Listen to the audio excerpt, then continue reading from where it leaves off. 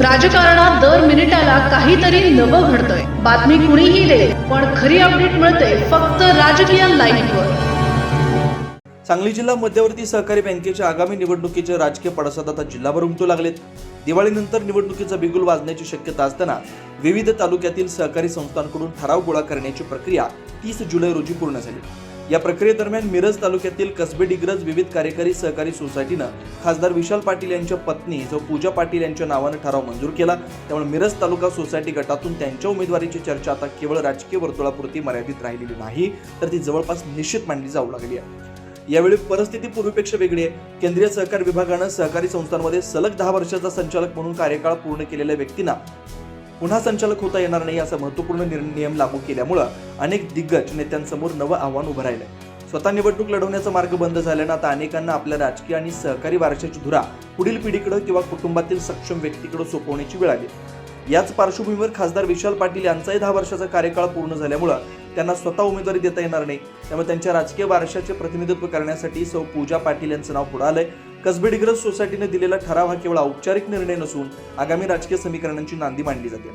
पूजा पाटील यांच्यासाठी राजकारण हा नवीन प्रवास नाही। लोकसभा निवडणुकीच्या काळात त्यांनी खासदार विशाल पाटील यांच्या प्रचाराची संपूर्ण धुरा अत्यंत प्रभावीपणे सांभाळली। सांगलीपासून जतपर्यंत गावोगावी जाऊन त्यांनी कार्यकर्त्यांशी संवाद साधला, महिला मेळावे घेतले, मतदारांशी थेट संपर्क साधला आणि प्रचार यंत्रणा सक्षमपणे उभी केली। त्या काळात त्यांची संघटन क्षमता, संवाद कौशल्य आणि कार्यकर्त्यांना एकत्र ठेवण्याची ताकद अनेकांच्या नजरेत भरली होती। त्याहूनही महत्त्वाची बाब म्हणजे त्या एका समृद्ध राजकीय परंपरेचे वारसदार आहेत। महाराष्ट्राच्या राजकारणावर आम्ही ठसा उमटवणारे माजी मुख्यमंत्री वसंतदादा पाटील, त्यानंतर स्वर्गीय प्रकाश बापू पाटील, माजी केंद्रीय मंत्री प्रतीक पाटील, खासदार विशाल पाटील आणि नगरसेवक हर्षवर्धन पाटील या नेतृत्व परंपरेनुसार आता सौ पूजा पाटील यांची राजकीय वाटचाल सुरू होत असल्याचं चित्र दिसू लागलंय। त्यामुळे त्यांच्या संभाव्य उमेदवारीकडे केवळ एका निवडणुकीच्या दृष्टीने न पाहता पाटील घराण्याच्या पुढील राजकीय पर्वाची सुरुवात म्हणूनही पाहिलं जात आहे। दरम्यान देशाच्या राजकारणात महिलांच्या प्रतिनिधित्वाचा मुद्दा वेगानं पुढे येतोय। भविष्यात लोकसंख्येच्या नव्या सीमांकनानंतर महिला आरक्षणाची प्रभावी अंमलबजावणी झाली तर विधानसभा आणि लोकसभा या दोन्ही पातळ्यांवर महिलांचं प्रतिनिधित्व मोठ्या प्रमाणात वाढण्याची शक्यता व्यक्त केली जाते।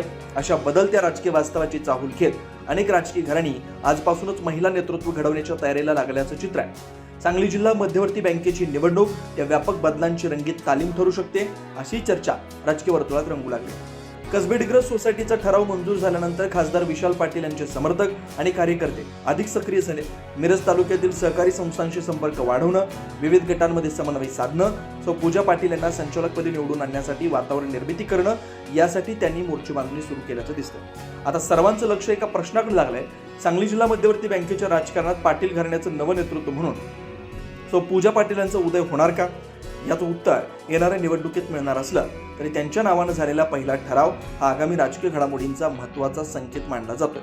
सहकार आणि राजकारणाच्या केंद्रस्थानी असलेल्या सांगली जिल्हा बँकेच्या निवडणुकीत यंदा अनेक नवीन चेहरे दिसणार आहेत, तरी सर्वाधिक उत्सुकता निर्माण करणाऱ्या नावांमध्ये सौ पूजा पाटील यांचं नाव निश्चितपणे अग्रस्थानी असल्याचं चित्र आहे। राजकीय घडामोडींचा सर्वात वेगवान अपडेट फक्त इथेच राजकीय लाईव्हवर। आमच्या YouTube चॅनलला लाईक, शेअर, सबस्क्राईब करा आणि रहा राजकारणाच्या रणभूमीवरील थेट नजरेत।